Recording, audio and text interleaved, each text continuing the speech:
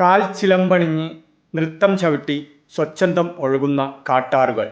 എന്തുകൊണ്ടും പ്രകൃതി രമണീയതയാൽ സുന്ദരവും സ്വർഗീയവുമായ ഈ കാട്ടാറിൽ മുങ്ങിക്കുളിച്ച് ഈറനോടെ ആരാധനയോടുകൂടി ഭക്തർ തൊഴാനെത്തുന്ന ഉത്തര കേരളത്തിലെ അതിപുരാതനവും പ്രസിദ്ധവുമായ ശിവപാർവതി ക്ഷേത്രം അക്കരെ കൊട്ടിയൂർ.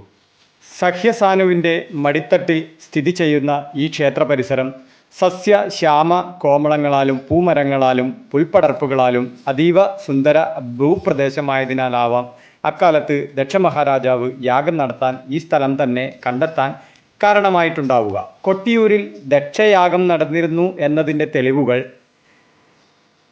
ആ പ്രദേശത്തെ ചില സ്ഥലപ്പേരുകൾ പരിശോധിച്ചാൽ മനസ്സിലാക്കാവുന്നതാണ്. ദക്ഷയാഗം കാണാൻ സതീദേവി പുറപ്പെടുന്നത് കൈലാസത്തിൽ നിന്ന് തന്നെയാണ് എന്ന് അനുമാനം. പ്രാണപ്രിയനായ കൈലാസനാഥൻ കൂടെയില്ലാത്ത യാത്രയിൽ ക്ഷീണം തോന്നി മരത്തണലിൽ ഇരുന്ന സ്ഥലമാണ് ലോപിച്ച ഇന്നത്തെ മണത്തണ. പ്രാണനാഥനുമായുള്ള വിരഹവേദനയിൽ കണ്ണീർ കണങ്ങൾ പൊഴിഞ്ഞ സ്ഥലം കണ്ണീരുറ്റി അത് ലോപിച്ച് ഇന്നത്തെ കണിച്ചാറായി മാറി.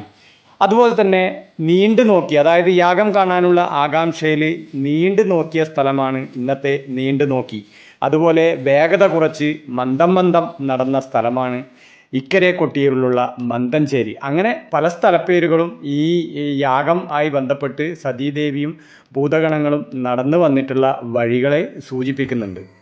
ദർശനഭാഗ്യം നടന്നു കഴിഞ്ഞാൽ പിന്നെ പടുകൂറ്റൻ കെട്ടിടങ്ങളൊന്നും അല്ലാത്ത സാധാരണയായ കയ്യാലകൾ ഒരുപാട് ഇവിടെ നിങ്ങൾക്ക് സന്ദർശിക്കാനുണ്ട്. അങ്ങനെ കൂത്ത് നടക്കുന്ന സ്ഥലമാണ് നിങ്ങളിപ്പം കണ്ടത്. അതുപോലെ തന്നെ നമ്പീശൻ സംഘത്തിൻ്റെത്, അതുപോലെ തന്നെ ഈ ആക്കൽ സംഘത്തിൻ്റെത്. ഈ ആക്കൽ സംഘത്തിൻ്റെ അടുക്ക ഒരു പുണ്യപ്രവൃത്തി നടക്കുന്നത് കണ്ടു കേട്ടോ. അതാണ് ഞാൻ നിങ്ങളെ പരിചയപ്പെടുത്തുന്നത്. അവിടെ എത്രത്തോളം ആളുകൾ വരുന്നുണ്ടോ അവർക്കെല്ലാം ചൂടുള്ള ചുക്ക് കാപ്പി വിതരണം ഒരു പുണ്യപ്രവൃത്തി തന്നെയാണ്. അഭിനന്ദനങ്ങൾ അർഹിക്കുന്നത് തന്നെയാണ്.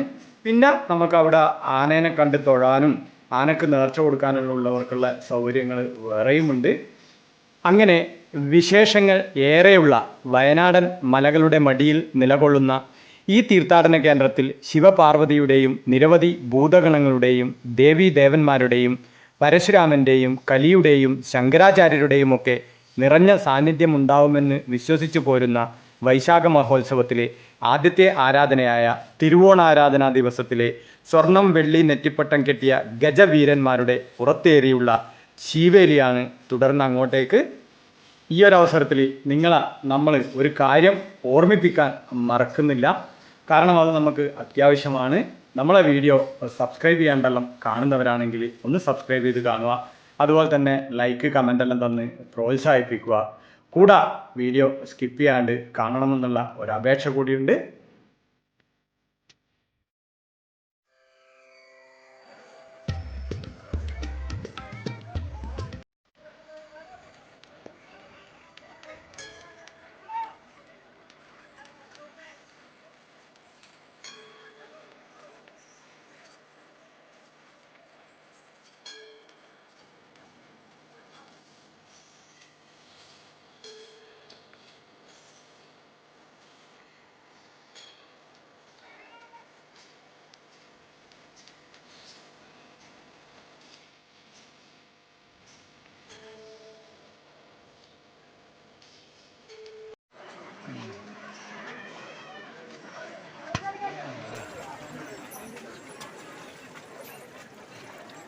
Nah.